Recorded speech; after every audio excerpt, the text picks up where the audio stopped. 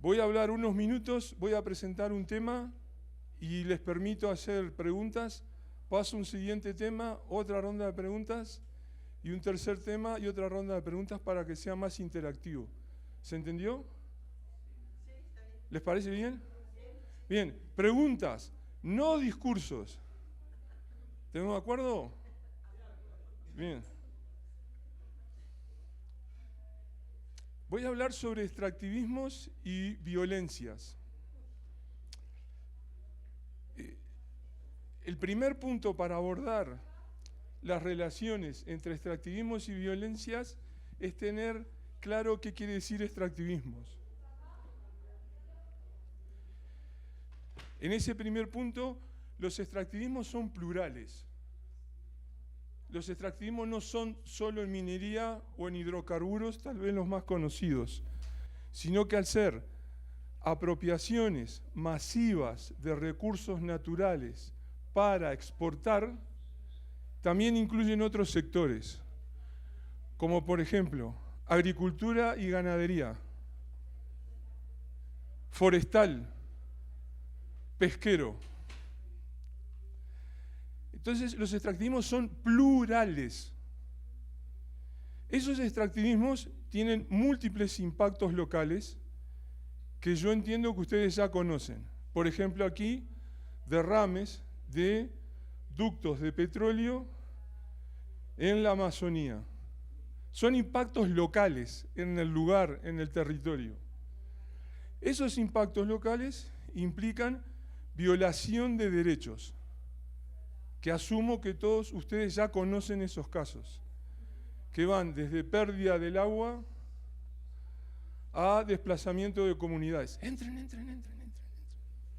Y el propósito específico de poner en relieve es que esa violación, incumplimiento de la salvaguarda de derechos siempre está asociada a la violencia. Y este es un componente clave para entender la situación actual.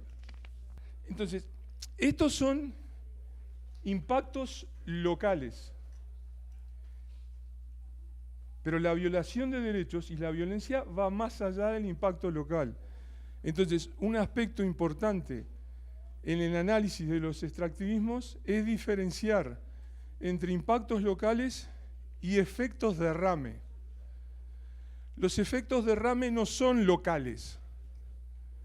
Los efectos derrame son, por ejemplo, incumplimientos o modificaciones o flexibilizaciones de las exigencias y normas para el trabajador, para el ambiente, para el acceso a la tierra.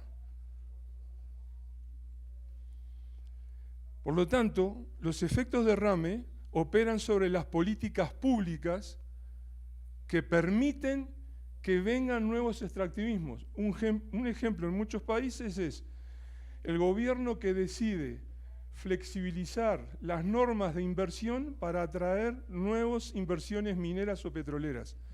Ahí no hay un impacto local, porque ustedes no tienen la empresa minera operando, pero es un efecto derrame que permite la llegada del emprendimiento minero. Y por lo tanto, en el efecto derrame están en discusión las concepciones de justicia y las concepciones, por ejemplo, de democracia.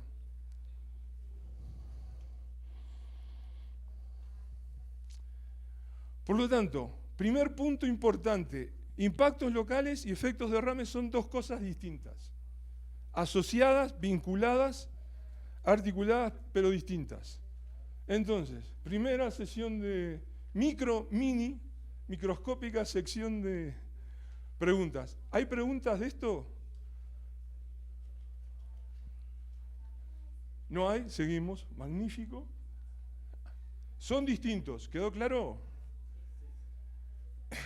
Los que estuvieron en la mesa de ayer y recuerdan las presentaciones de Marruecos, de Total de Francia, etcétera, son de impactos locales, pero que se reproducen por los efectos derrame de cambio en las políticas públicas. Entonces, cuando vienen las organizaciones de la sociedad civil o las comunidades locales reaccionan, en los casos más graves, reaccionan a los impactos locales y los interpretan que son una consecuencia de un cierto emprendimiento. Por ejemplo, hay un derrame de combustible. Es un incumplimiento del gerente de la empresa que no atendió la gestión tecnológica efectiva. O hay una criminalización. Es la empresa de seguridad de la corporación petrolera que criminalizó a las comunidades locales. O incluso puede haber muertes. En el caso de Brasil, intereses vinculados al tráfico ilegal mandan a asesinar a un defensor ambiental. Entonces, la interpretación usual es que los casos de violación de derechos o la violencia son una consecuencia del emprendimiento que están analizando. Yo quiero argumentar con ustedes que la relación es inversa y por eso es importante la distinción de efectos derrame. El incumplimiento de los derechos y el debilitamiento del marco de derechos y la aceptación de la violencia es lo que permite que en los extractivismos se sigan incumpliendo derechos y ocurran nuevos actos de violencia. Por lo tanto, el debilitamiento del marco de derechos, el debilitamiento de la justicia, alienta y permite crecientes niveles de violencia y de destrucción en lo social y en lo ambiental. La relación, por lo tanto, es inversa. Les voy a dar un ejemplo. Este es un estudio de largo plazo que hicimos para el caso de Bolivia durante todos los gobiernos de Evo Morales y del movimiento al socialismo. Durante toda esa larga duración, de 2006 a 2019, a partir de los testimonios de las organizaciones locales, comparamos los derechos violados contra los derechos que estaban en la Constitución boliviana. En la Constitución de Bolivia, la nueva Constitución de Evo Morales, hay 20 derechos que tienen que ver con ambiente, calidad de vida, soberanía sobre los territorios y pueblos indígenas. 20. A partir de los testimonios de las propias organizaciones ciudadanas, en los extractivismos petroleros están violados los 20. En los extractivismos mineros están violados 18. Y en los extractivismos agrícolas están violados 11. Y esto ocurre porque operan esos debilitamientos de las políticas públicas. El que quiera bajarse el libro completo, se lo puede bajar de ahí. El que le interese, a los más jóvenes, este es un objeto arqueológico que se llama libro en papel. Un dispositivo antiguo. Y en la venta de libros de la editorial Desde Abajo, hay 4 en venta. ¿A cuánto? 40.000 pesos o $10. Porque tiene una foto, es una fotografía sin mapas increíble. Y está todo hecho a partir de las propias organizaciones de base. Hicimos el mismo ejercicio para los derechos que tienen que ver con ambiente, pueblos originarios, salud, sumando a aquellos que derivan de los compromisos internacionales de Bolivia por los tratados internacionales y acuerdos internacionales. La relación se repite, solo cambia el vínculo. Los más violados son los petroleros. ¿Cómo ocurre esto? ¿Por qué se violan los derechos? ¿Por qué se están violando todo el tiempo? Bueno, hay una asociación entre 3 componentes. Hay vacíos legales. Los extractivismos aprovechan, dentro del marco de la legalidad, oportunidades para avanzar. En el otro extremo hay prácticas ilegales. Tenemos un estudio comparado de corrupción y extractivismos en América Latina y encontramos la misma relación. Para todos los extractivismos hay casos de corrupción. Para todos ellos. Y ustedes conocen, puede ser un soborno a una autoridad ambiental, pagarle un dinero adicional a la policía del lugar, etcétera, etcétera. Entre el legal y el ilegal están las prácticas alegales. Las prácticas alegales son el aprovechamiento de vacíos o malas redacciones de las normas para obtener una ventaja que la norma, que la ley quería impedir. El término alegal viene del sector financiero y se aplicaba a los que aprovechaban vacíos en las normas para evadir impuestos. Y hay muchos estudios de alegalidades de evasión de impuestos en la minería y en el sector petrolero latinoamericano. Entonces nosotros estamos viendo la expansión de los efectos derrame, donde conviven componentes dentro de la legalidad, otros claramente ilegales, vinculados a la corrupción, y un amplio campo, cada vez más amplio, cada vez mayor, de alegalidades. Y en este caso, para esta presentación de hoy, eso deriva en lo que se llaman extracciones, que es extractivismo pero con H en el medio. Extraer, con H, extraer, es el mismo término en inglés, extraction, proviene del latín extraer, que quiere decir arrancar con violencia. Las extracciones son los extractivismos más violentos que se perciben y se sufren en este momento en el continente. El libro que les acabo de mostrar es el primer estudio de caso, escala país, de más de 10 años de duración sobre extracciones. Y toda la información disponible tenemos que se repite esto en todos los demás países. Entonces, la extracción es arrancar con violencia y eso implica el incumplimiento de la salvaguarda de derechos. Por lo tanto, el efecto derrame está carcomiendo, limitando, debilitando el marco de la justicia, porque se tolera cada vez más la injusticia y la violencia. Entonces, ¿cómo opera esto? En un caso típico ustedes tienen el ambiente afectado por un enclave minero, petrolero o monocultivos, tienen las organizaciones locales que reaccionan ante esto y tienen organizaciones que vienen de fuera del territorio y operan en estos temas, acompañando a comunarios locales en denunciar lo que sucede. Y todos esos derechos, pongo ahí algunos ejemplos, están siendo afectados por este proceso que les acabo de describir. Entonces, en unos sitios, por ejemplo, las organizaciones ambientales ponen más el énfasis en la calidad ambiental. En otros sitios, como las organizaciones defensoras de derechos son hostigadas por el gobierno, ponen más el énfasis en lo político. Pero el debilitamiento es de todo el conjunto. Todo el conjunto de derechos están siendo afectados y debilitados. No siempre se percibe esto porque depende de la perspectiva de cada grupo, de cada institución, de cada organización. Y llegamos así a lo que sería la escalera de la violencia. Antes de entrar en esto, hago un espacio. ¿Preguntas? ¿Ya los convencí a todos que impactos locales y distintos efectos derrame? Bien. ¿Y ya los convencí a todos que tenemos un serio problema de afectación de derechos y de violencia? ¿No hay nadie en contra?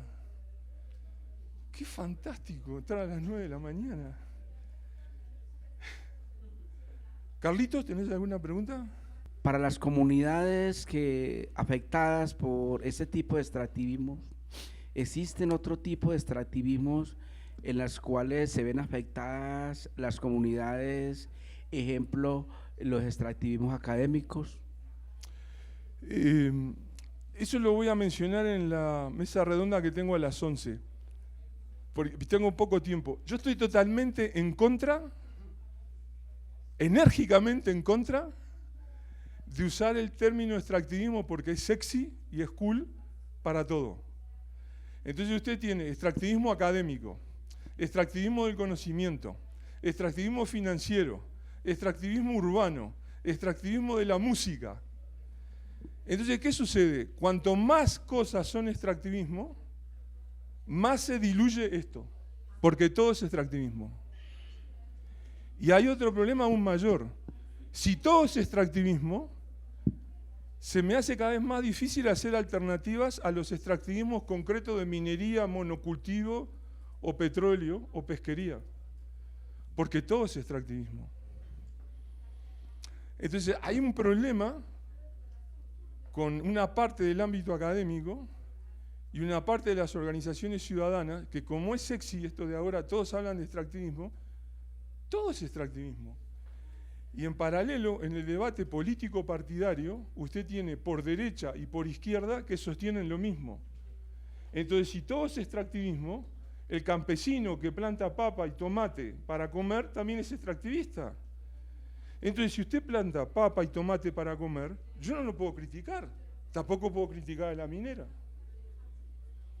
Entonces, cuidado, porque la definición de extractivismo condiciona todas las alternativas.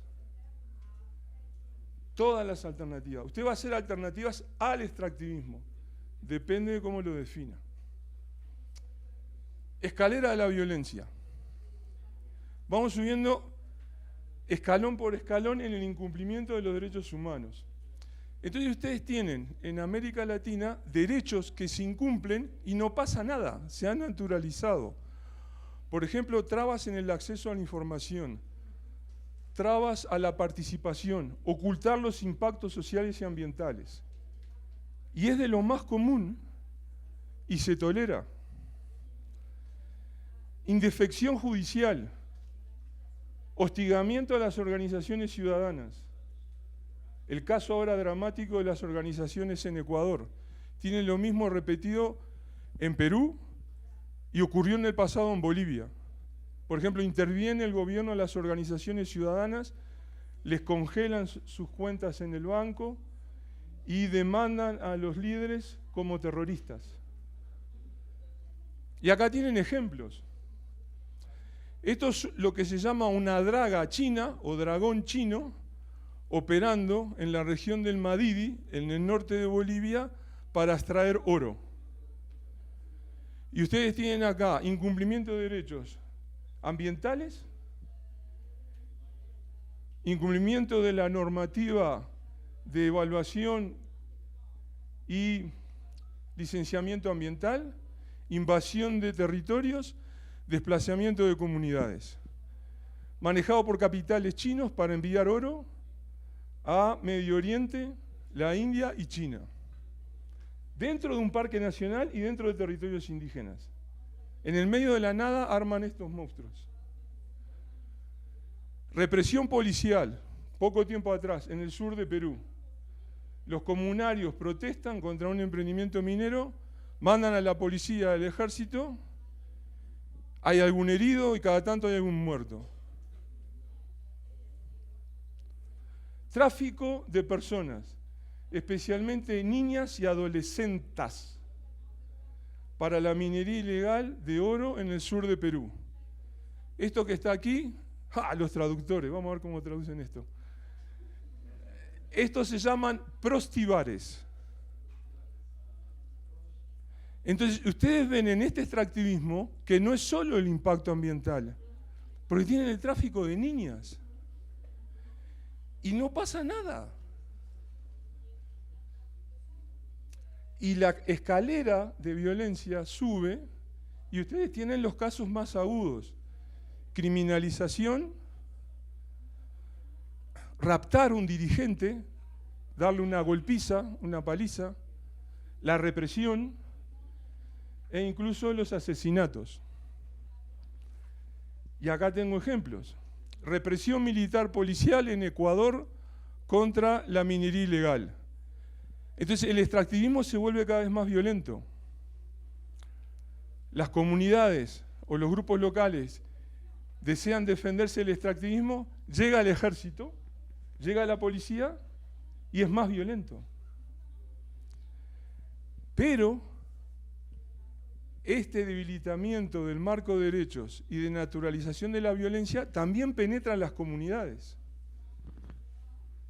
Entonces ustedes tienen comunarios que ahora quieren ser mineros, y como quieren ser mineros, ellos entran en disputas violentas con los otros comunarios que no desean la minería, por ejemplo. Caso de Bolivia reciente, enfrentamiento entre grupos de 2 comunidades locales, más de 9 muertos. En la disputa por acceder a yacimientos de minerales, todo ilegal. Entonces, estamos hablando de un extractivismo que no es solo el derrame ahora, o no es solo la pérdida de tierra de cultivos. Este es un extractivismo cada vez más violento y cada vez más criminal. Es una situación nueva. Acá tienen otro. Para estudiar el problema, lo pueden descargar, el problema que implica a las organizaciones. 5 minutos para la No, conclusión. no, porque hablé con la jefa, me dijo, si empiezo tarde es igual media hora. Tengo acá el reloj. Y como sabía que iba a pasar esto, pedí que estuviera el reloj. Entonces, hay un problema muy serio en los países andinos, incluido acá Colombia, es que ustedes tienen ahora divisiones dentro de las comunidades locales, que hay más grupos comunales que desean dedicarse a la minería. Entonces, ¿qué hacen las organizaciones de derechos humanos? ¿Los acompañan? ¿Permiten el impacto ambiental y social de la minería o no los acompañan? Ese documento discute ese problema. Y tienen el nuevo caso ahora, donde en el Perú, 13 muertos encontrados dentro de una mina como resultado de los que hacían minería ilegal, contrataban grupos paramilitares para darles seguridad, para defenderse de otros. Y los grupos paramilitares, parapoliciales, dijeron, ¿por qué los vamos a defender? Vamos a controlar nosotros ahora el negocio. Y este es el ejemplo. Entonces ustedes tienen ahora grupos ilegales que controlan el negocio y tienen sus códigos de comunicación. ¿Cuál es el código de comunicación? Mato a 13, los dejo dentro de un socavón para que alguien los encuentre. Entonces esta es la escalera de la violencia. Entonces aquí llegamos al mensaje final que les quiero dar, antes de algunas preguntas si tienen. Estos son nuevos casos de injusticia extrema. Esas son situaciones nuevas.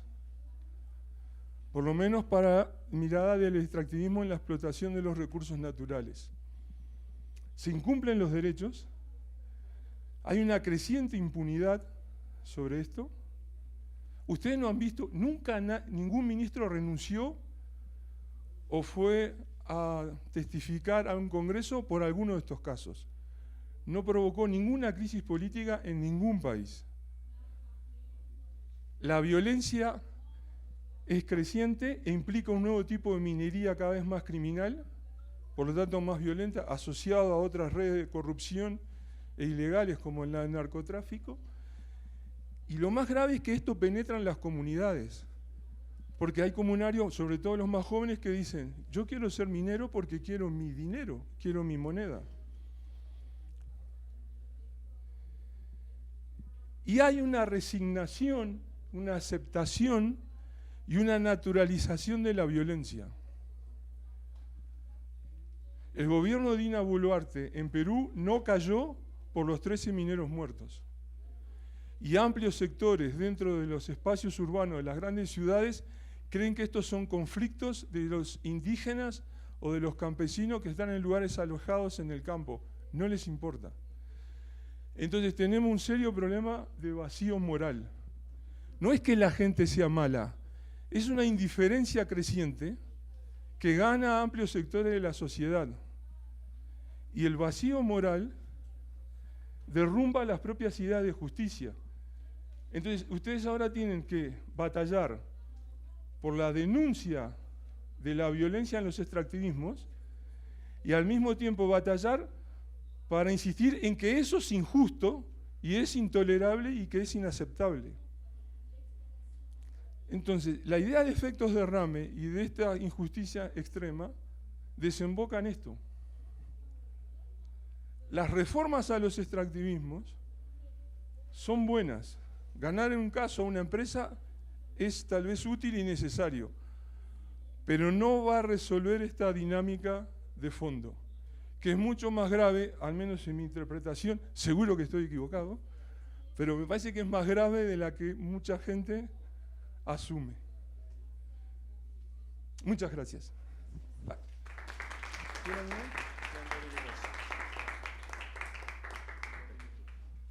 Me quedan 2 minutos para preguntas, con el horario cierto, objetivo. Bueno, entonces, frente a lo de la escalera de la violencia, ¿en cuál etapa se encontraría, por ejemplo, la bolsa de valores, donde legalizan todo el oro que extraen ilegalmente del Amazonas y de esta parte del sur del continente? ¿Dónde quedan los políticos que hacen un discurso público? ¿Dónde quedan los medios de comunicación y los programas de entretenimiento que alimentan la cultura criminal que usted nos acaba de mostrar? ¿Está acá? Bueno, la bolsa de valores no hace eso que tú decís, pero entiendo el espíritu del mensaje. Eso está acá. Porque hay un problema afuera, pero también, por ejemplo, el gobierno colombiano podría resolver esto determinando la moratoria de la exportación de oro. Listo. Pero no lo hace.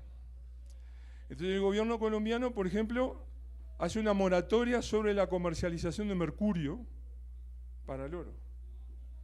Pero no resuelve el problema de la minería de oro, especialmente la ilegal con eso, porque hay un tráfico ilegal de mercurio. Pero si, así como en Ecuador plantean la moratoria del petróleo, tiene mucho más sentido ahora hacer una moratoria de oro. ¿Ustedes saben dónde va a parar el oro y para qué se usa? El 90% del oro que se extrae es para usos no necesarios. 45% es para alhajas, aretes, anillos, collares, sobre todo en China, India y los países del Medio Oriente. El otro 45% es para monedas y lingotes para el sector financiero. Solo 10% del oro tiene uso industrial. Con todo el oro que está fuera de la tierra, en anillos, aretes, etc., se puede alimentar todos los usos industriales. Entonces no hay ninguna necesidad de seguir sacando oro, por ejemplo, con todos estos impactos. Entonces esas son las alternativas. Gracias.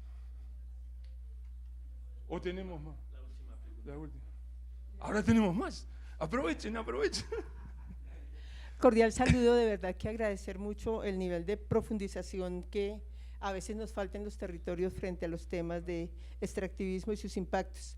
Empezar diciendo que nosotros pertenecemos a una organización que está trabajando la defensa del territorio en el tema agua por Coca-Cola, porque está dejando unos impactos significativos, está secando acuíferos y las comunidades están en restricción de agua durante más de un año. Sí. De cara a ello, es increíble para nosotros reconocer que en la audiencia pública la misma autoridad habla de, no sé cuál es el problema, si Coca-Cola extrae agua para el consumo humano y ustedes están diciendo que los acueductos veredales comunitarios requieren el agua para el consumo humano, no entiendo el problema. Entonces es un poco cómo equiparan desde las mismas autoridades esa función del agua para el consumo, bueno, y cómo generan precisamente esas tensiones al interior de las comunidades, porque hay rompimiento. Aquí. Eso que usted me dice está acá abajo, en la escalera. Ahora, si yo doy información inexacta, por ejemplo, y eso se tolera, eso permite que el siguiente proyecto dé un paso más, un escalón más en la escalera y viole otro derecho, porque como el anterior fue incumplido y no pasó nada, sigo subiendo por la escalera. ¿Cuál sería tu recomendación de una desescalación de esta violencia para justamente defensores y defensoras del territorio? Bueno, yo totalmente de atrevido. Yo creo que son muy importantes los trabajos locales. Por ejemplo, Cajar, lo que hace con el carbón. Pero para las instituciones más organizadas, más potentes, ellos tienen que ahora tomar y repensar agendas para esto que yo le llamo efectos derrame, pero se pueden llamar de otra manera, como ustedes quieran. Ese debilitamiento y la erosión de las nociones de justicia y los vacíos morales. Porque si no, vamos a estar siempre con ONGs o grupos detrás de la consecuencia de un extractivismo y nunca lo vamos a lograr detener. Y como estos suben por la escalera, cada vez son más violentos. Entonces es necesario coordinar esfuerzos para repensar, por ejemplo, las concepciones y sistemas de justicia a nivel nacional para el ambiente, el territorio y las personas. Más sobre esto a las 11 de la mañana en la mesa redonda de extractivismo.